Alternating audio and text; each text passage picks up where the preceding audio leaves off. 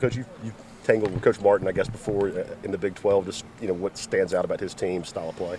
I love Frank, and I love his style of basketball. He very aggressive, believes in really hard-nosed, aggressive man-to-man. They'll mix in some zone, a little bit of matchup at times too, but they'll go what we would call hot on the baseline, where they'll try to get a big guy on the ball and try to really deny you getting the ball inbounds. So they're really a very aggressive team, and they want to turn you over. There's no question about that. I think they're a very disciplined team, and he did a great job at Kansas State, and it was just a matter of time before he started doing what he's doing now at South Carolina.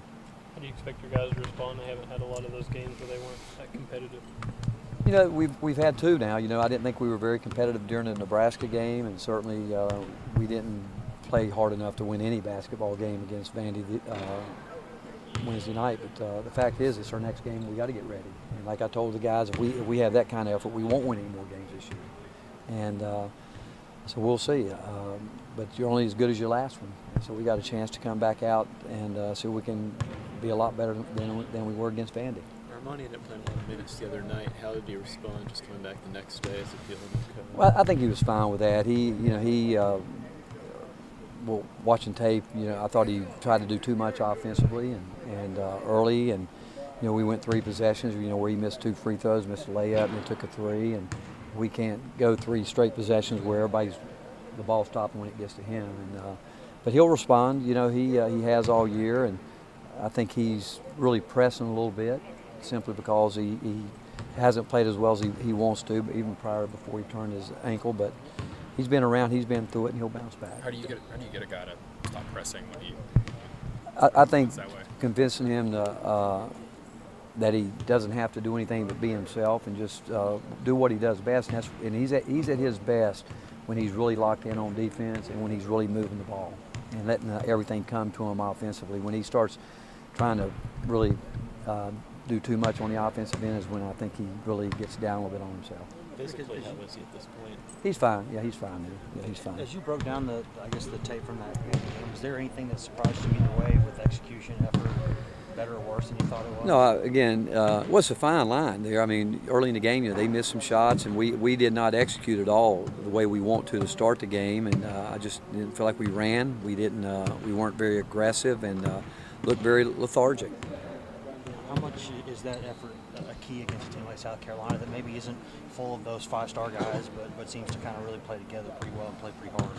Well, I think if you have the kind of effort we had the other night, we're going to be in for a lot of long nights, is what I think. And so if your effort, it's something that you don't ever take for granted, because I think if you take it for granted, you see what happens the other night. I mean, we didn't play hard enough, well enough. We weren't into it mentally enough to win any basketball game. And so when we saw the result, and we tried to fight back a little bit, but even doing that, we still weren't. We were taking guys in and out of the game because they just simply didn't listen to what we were trying to get done and what we needed to do. And so we're just going to have to simply be much sharper, both mentally and physically.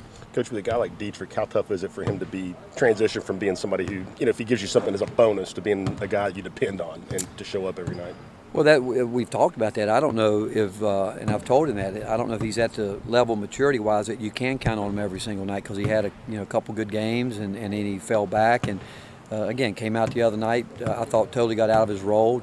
Every time the ball hit his hand, he tried to do something with it. He took a bad shot, turned the ball over, traveling, and again, we have to be a team. And I actually, the comment I made to our team, if you guys think you can do this individually, we'll get this result.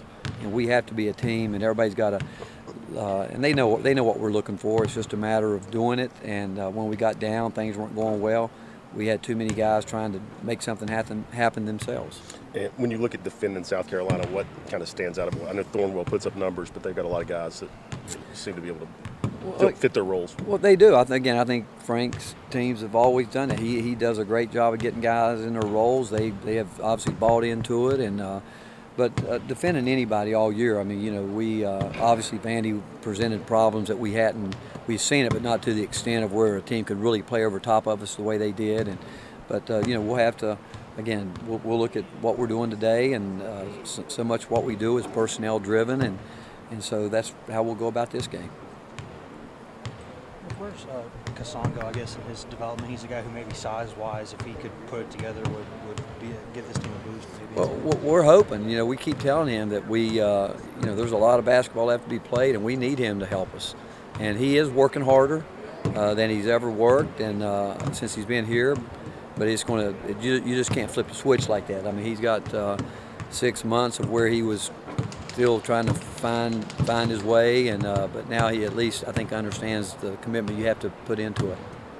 How hard is it to keep a young guy patient when it's society or an environment of wanting to play right away and contribute right away?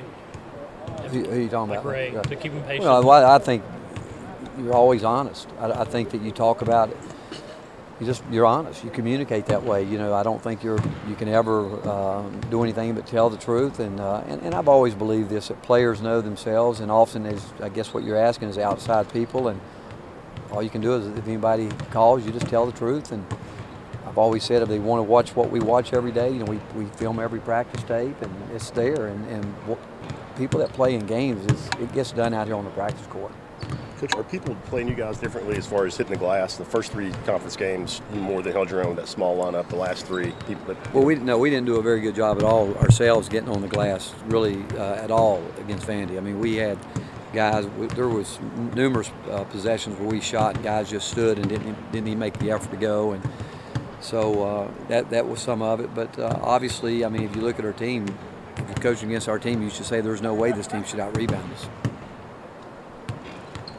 Spoke about South Carolina. I think talk about rebounding. I think South Carolina's really effective in that They're very, regard. Just what- again, it goes back. You can't be a good defensive team if you don't finish possessions with rebounding the ball. And again, anybody that preaches defense as hard as Frank does, I mean, he's going to talk about finishing possessions with